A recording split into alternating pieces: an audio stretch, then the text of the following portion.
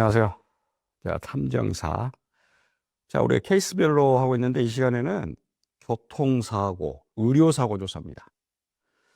여러분들 교통사고, 우리나라 특히 한국의 교통사고가 굉장히 또 감정적으로 접근하다 보니까 가해자나 피해자나, 물론 이제 교통사고를 내서 보험회사에서 예컨대 뭐 몇 대 몇이다, 뭐 6대 4다, 7대 3이다. 이런 걸 하기도 합니다. 또 의료사고 같은 경우는 여러분들 의료사고는 대부분이 그 병원 측이 유리합니다. 그러니까 의료사고의 어떤 정보들 이런 것들도 쉽지 않아요. 그래서 이 교통사고나 의료사고 같은 경우는 아주 이 어떤 전문적인 부분을 또 요하기도 합니다. 그러니까 이런 부분에 탐정사가 해야 될 일이 꽤나 어렵습니다.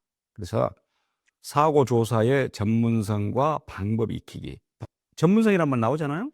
이 사고 자체가 굉장히 전문적인 걸 요구하기 때문에 조사하는 과정에서 볼까요? 교통사고 조사의 목적과 중요성. 자, 사고 원인 규명, 객관적 사실관계하기. 제가 그런 말 했잖아요.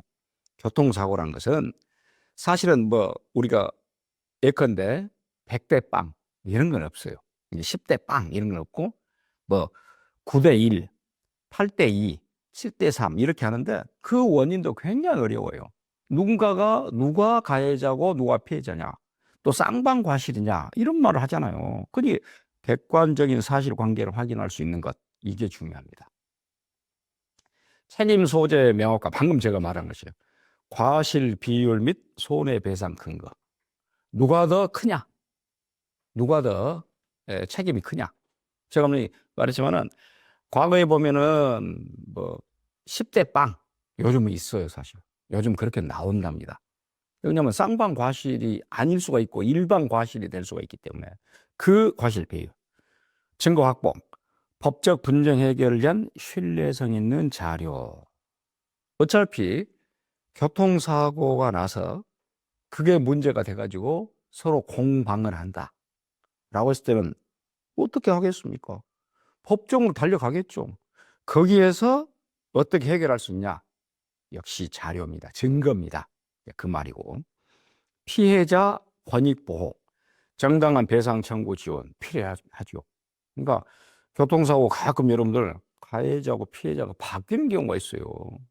또 교통사고를 내놓고 뺑소니를 해가지고 못 찾은 경우도 있고, 자, 이런 부분에 탐정사가 역시 또 개입해야 되겠죠.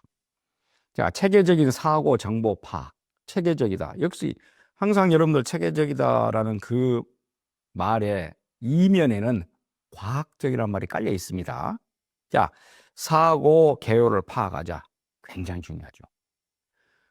자, 그 사고가 났을 때 언제, 일시, 어떤 곳에서 장소, 당사자, 가해자, 피해자, 차량은 어떤 차량이었는가라는 일시, 장소, 당사자, 차량 정보 필요합니다.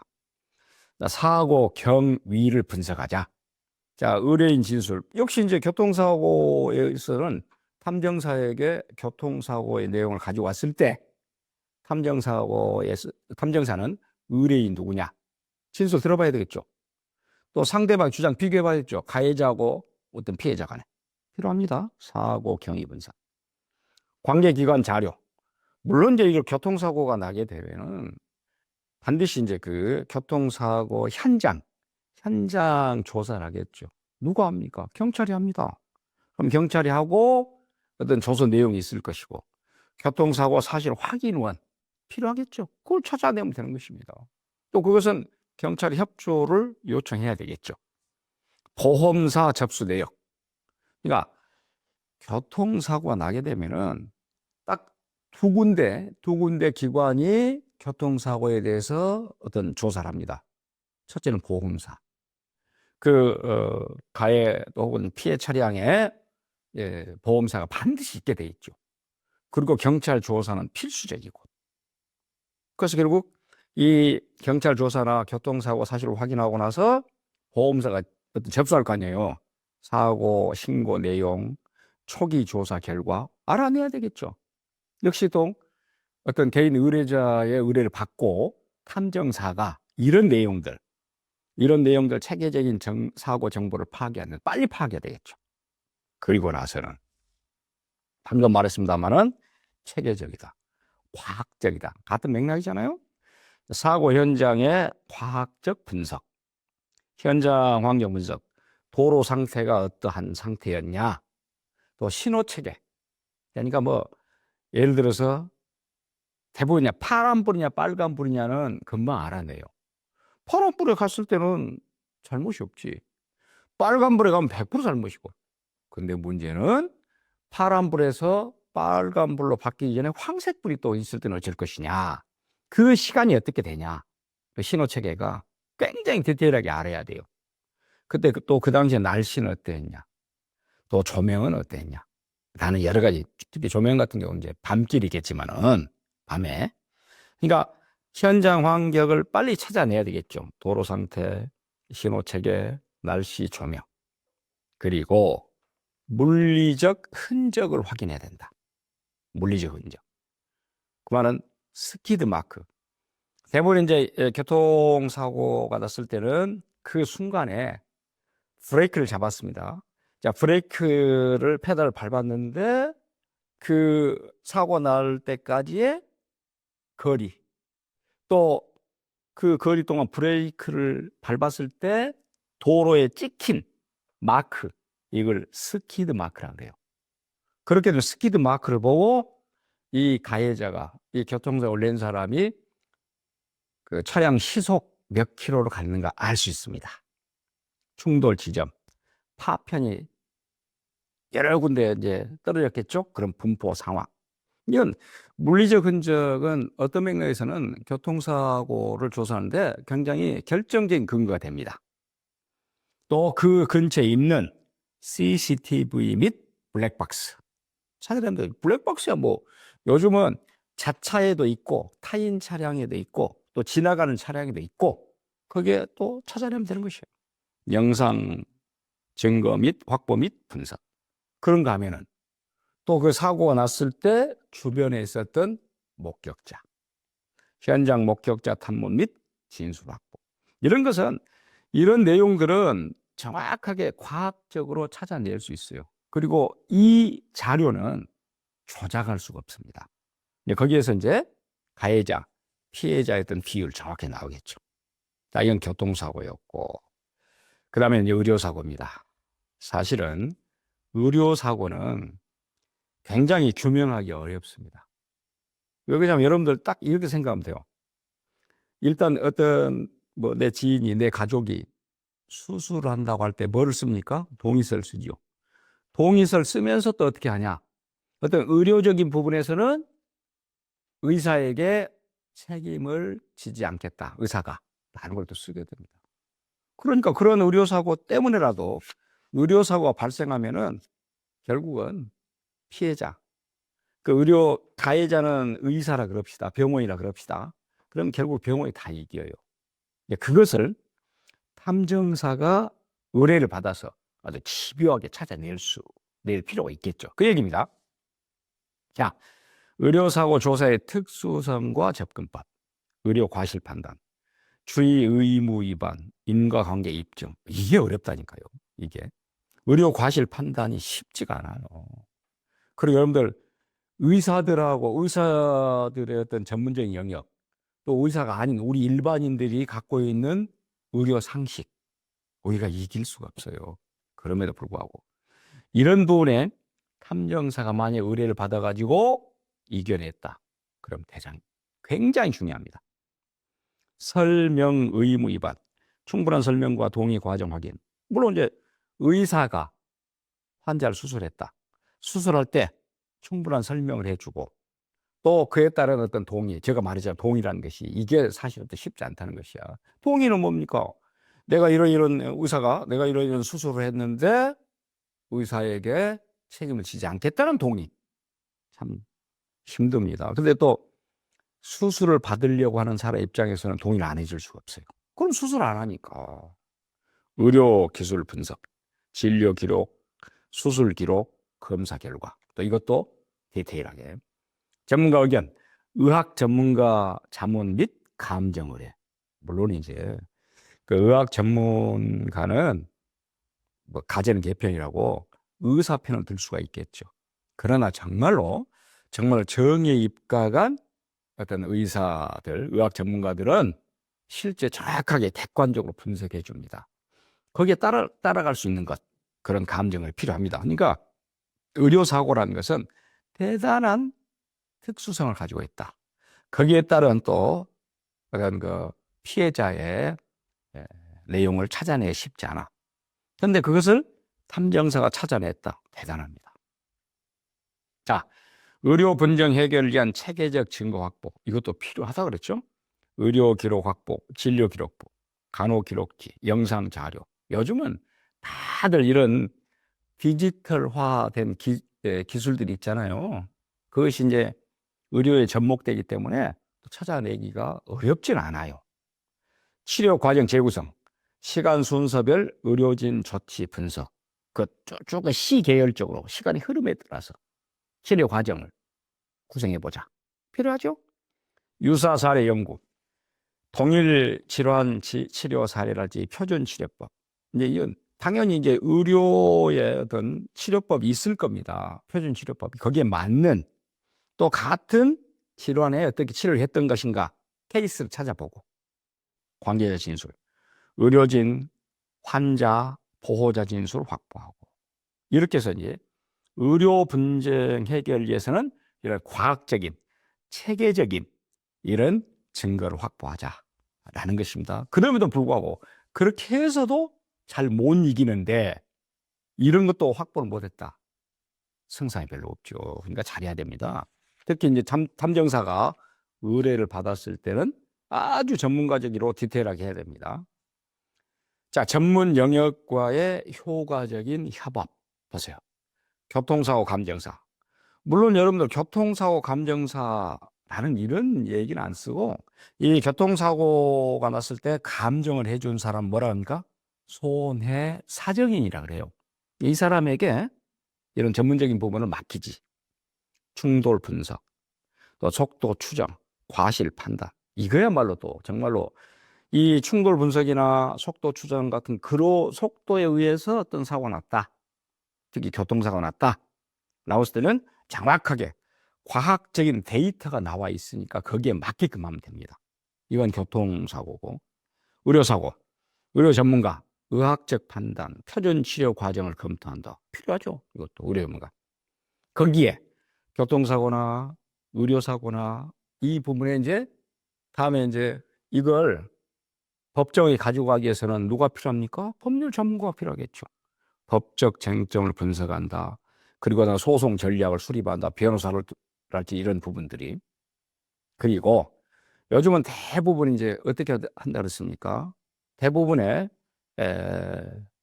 기술적인 부분이 IT 기술 접목됐다. 자동차가 됐든지 혹은 어떤 병원의 어떤 시설이 됐든지 간에 다들 IT 기술, IT의 기기에 의한 내용이기 때문에 디지털 포렌식이 가능합니다. 정확하게 나오게 돼 있어요. 차량 EDR 분석, 차량 EDR, 요즘 차량은 다 전자장치로 돼 있어요. 그러니까 전자 시스템에 의해서 이루어지기 때문에 거기에 따른 블랙박스, 또 그로 말미암아 어떤 사고의 내용, 금방 알 수 있어요. 그 차량 EDR 분석 그런 맥락이에요. 또 의료기기 데이터, 뭐 아까 말했습니다. 요즘 의료기기는 다 뭡니까? 다 IT 기술 접목되어 있잖아요. 뭐 MRI 촬영기, CT 촬영기, 응? 또는 뭐 내시경하면 시술한다든지 다 로봇 있죠? 의료 로봇.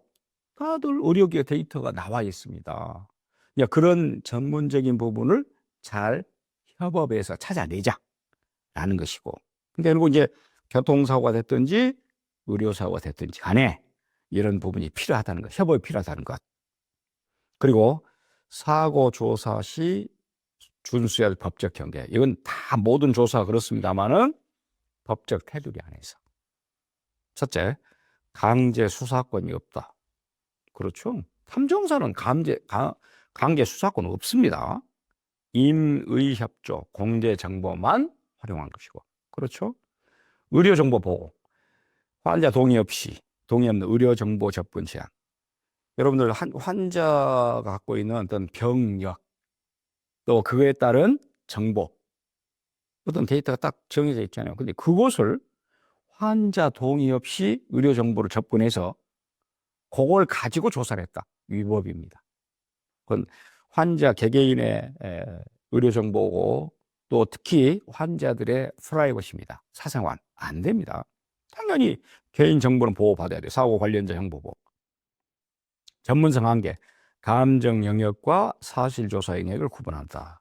그러니까 탐정사가 이 교통사고나 의료사고에 감정은 할 수 없겠죠. 그러나 사실조사는 할 수 있습니다. 그 부분에 어떤 영역이 구분돼야 된다라는 내용입니다. 어떤 법적 한계. 설득력 있는 사고조사 보고서. 자, 이러이러한 것은 설득력 있다는 건 뭡니까? 객관적인 자료가 될 수 있다는 것이요. 사고 개요, 기본 정보, 당사자, 피해 현황. 정확하게 사고 개요는 만들어낼 수 있죠? 찾아낼 수 있죠? 이건 설득력 있는 사고조사, 객관적 증거. 조사 과정, 수행한 조사 내용 확보한 증거. 그렇습니다. 이것도 설득력 있다, 객관적이다. 분석 결과, 사고 원인, 책임 소재, 과실 비율. 이 분석 결과에 따라서 과학적인 조사가 됐다. 그러면 객관적인 설득력이 있다는 것. 그래서 거기에 방금 말하는 원인이 뭐냐, 책임이 누가 더 많냐, 그럼 과실 비율이 6대 4냐, 5대 5냐, 이렇게 분석 결과 나오겠죠. 이게 설득력이 있습니다. 결론 및 의견, 법적 대응 방향, 추가 조사 필요사항이 있는가라는 걸 따져가지고 하고. 그렇죠? 결국은 교통사고나 의료사고는 말 그대로 대단히 프로페셔널한 전문가적인 그런 부분이 필요하기 때문에 전문적이고 효과적인 사고 조사를 위한 전략을 세워야 됩니다. 볼까요? 과학적이고 객관적인 접근이 필요하다.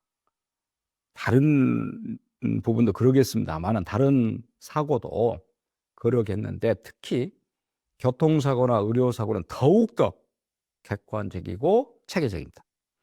증거 기반의 조사와 객관적 분석으로 사고의 진실을 밝혀내는 것이고, 그리고 나서도 특히 이 분야는, 교통사고나 의료 분야는 전문가가 필요합니다. 전문가와의 긴밀한 협력, 다양한 분야의 전문가들과 협업하여 종합적인 분석을 진행해야 된다. 그렇습니다. 다른 것보다 더욱더 전문가가 필요하겠죠. 그러나 역시 또 이 탐정사가 해야 될 이런 교통사고, 의료사고의 탐정사는 법적 경계 내에서의 창의적인 조사. 그러니까 조사를 하되 법의 테두리 안에서 하고, 법을 위반하면 안 되고. 그러나 그 사고를 조사하면서는 나름 탐정사 갖고 있는 창의적인 부분, 우리가 잘 쓰는 이런 걸 가지고 조사해보자. 법적 제한 안에서 혁신적인 조사 방법을 활용할 수 있는, 그것은 이 내용에서는 탐정사만 갖고 있는 아주 창의적이고 아주 독특한 기술이 필요하다. 피해자 관점에서의 세심한 배려. 역시 교통사고나 의료사고는, 교통사고는 가해자, 또 의료사고도 물론 뭐 병원의 어떤 병원이 가해자가 될 수밖에 없겠죠. 그런데 그 피해를 당한 사람이 어떠할 것인가, 라는 입장에서 피해자의 입장을 고려한 조사로 신뢰를 구축한다. 필요하죠. 첨단 기술을 활용한다. 왜 그렇습니까?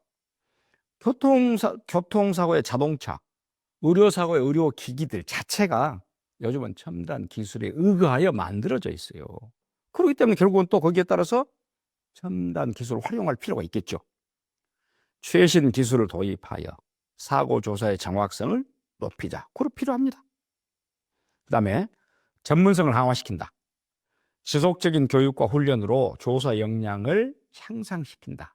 그러니까 결국은 탐정사가 역시 교통사고 전문가, 의료사고 전문가의 그런 기술적인 부분까지도 탐정사가 가지고 있어야 된다.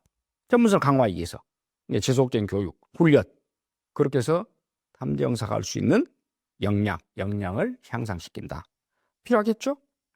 그 다음에 윤리의식 제고, 높은 윤리의 기준을 바탕으로 전문적인 조사를 수행한다. 특히 이제 교통사고, 의료조사 같은 경우도 조사를 함에 있어서 그가 갖고 있는 어떤 윤리의식, 윤리 강령 필요합니다. 그러니까 탐정사가 전문적인 영역이 되게 되면은 그 탐정사들이 갖고 있는 윤리 강령, 윤리 영역이 필요하다. 거기에 맞는 그런 조사를 해야 된다라는 것.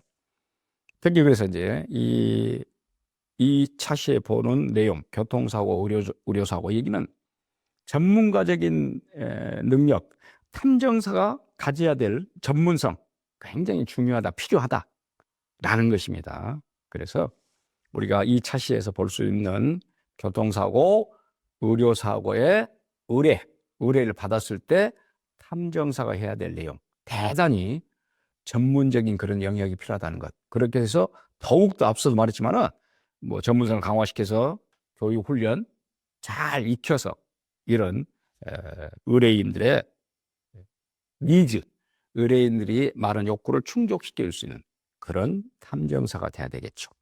자, 그래서 이제 이 시간에는 교통사고, 의료사고를 위한 탐정사의 조사, 또 거기에 맞는 전문성, 철저히 익혀야 된다라는 걸 가지고 살펴봤습니다. 감사합니다.